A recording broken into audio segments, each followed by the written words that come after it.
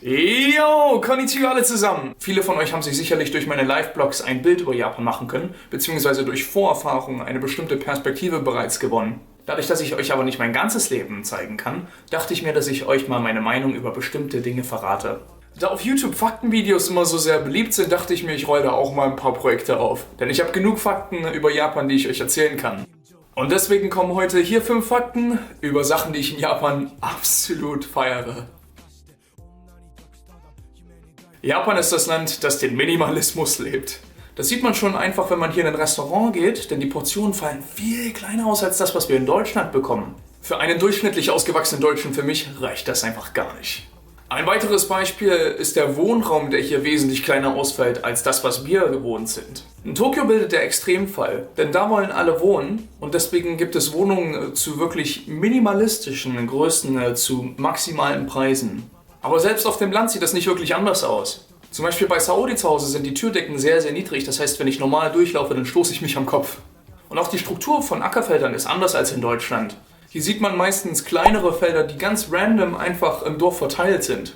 Und bei einem Land, was sehr viel Platzmangel vorweist, muss man natürlich kreativ sein. Und da kommen wir zu Punkt 2, nämlich die Innovation der Japaner. Gerade Tokio ist für die Architekten ein reiner Spielplatz. Denn hier können die klugen Köpfe sich austoben und die besten Möglichkeiten suchen, einen kleinen Raum möglichst weit wirken zu lassen. Man muss sich natürlich vorstellen, dass in dieser Millionenstadt das Leben irgendwann mal anstrengend sein wird. Das heißt, man muss das Umfeld möglichst freundlich gestalten, damit die Leute auch weiterhin dort wohnen. Ein weiterer Punkt, der mich seit meiner Kindheit schon fesselte, sind die Mangas und die Animes. Denn die Qualität ist einfach mal abgefahren gut. Was die Mangaka sich an Standards gesetzt haben, wird in vielen anderen Ländern in den Cartoons nicht übernommen. Ich rede jetzt hier von Sachen, die jedem bekannt sind. Ich will nur mal erwähnen, dass Animes und Mangas in der Welt ganz weit vorne stehen. Ein weiterer Punkt ist die Gestaltung des Essens hier, denn dort sind Japaner besonders kreativ. Es ist unglaublich, wie viel Mühe sie in kleine Sachen stecken und dabei ist das Vergnügen doch nur von kurzer Weile. Die Tatsache, dass hier viel Reis gegessen wird, kommt besonders bei Kindern nicht so gut an. Eine weise Person sagte mal zu mir, wenn den Kindern der Reis nicht mehr schmeckt, dann mach einfach eine Pikachu-Reisfigur draus. Und da kommen wir zu Punkt Nummer 3, die Verspieltheit der Japaner.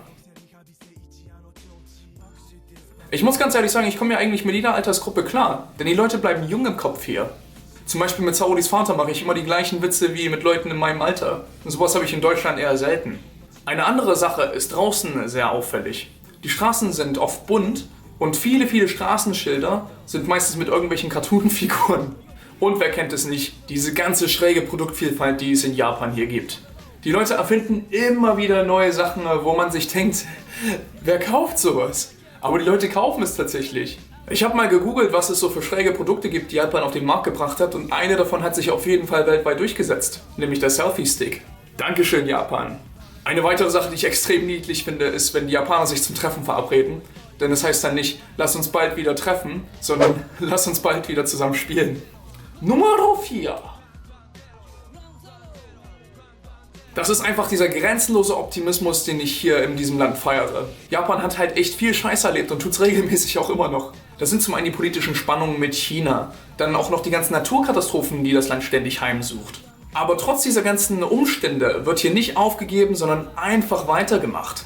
Ich erinnere mich nur zu gut an den Erdrutsch in Fukuoka vom November 2016, wo sie eine Straße, die ein riesiges Loch bekommen hat, binnen einer Woche wieder aufgebaut haben. Das ist schon fast Rekordzeit, würde ich sagen. Und wir hängen immer noch mit dem BER-Flughafen hinterher. Und diese optimistische Attitüde spiegelt sich natürlich auch im Alltag in den Menschen wider. Also ich muss persönlich sagen, es macht wirklich richtig Bock hier zu arbeiten, weil einfach nicht so viel rumgemeckert wird. Es ist natürlich menschlich, sich zu beschweren und sagen, dass eine gewisse Sache blöd ist oder so. Aber es wird sich nicht dauerhaft beschwert, um sich dann noch selber runterzureißen, sondern einfach die Aufgabe bewältigt und dann geht's ins Bett.